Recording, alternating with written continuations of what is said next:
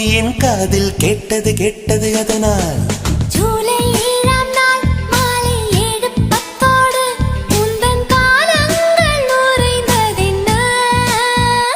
உன்னை முதலாய் முதலாய் பார்த்தது மூச்சே நின்றது நின்றது அதனால் உன் உயிரின் பெண் வடிவம் நான் தானே என் உயிரின் ஆண் வடிவம் நீதானே என்னென்று ஏதென்று சொல்வேனே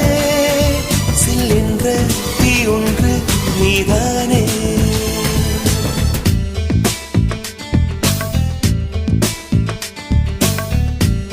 சகியே சகியே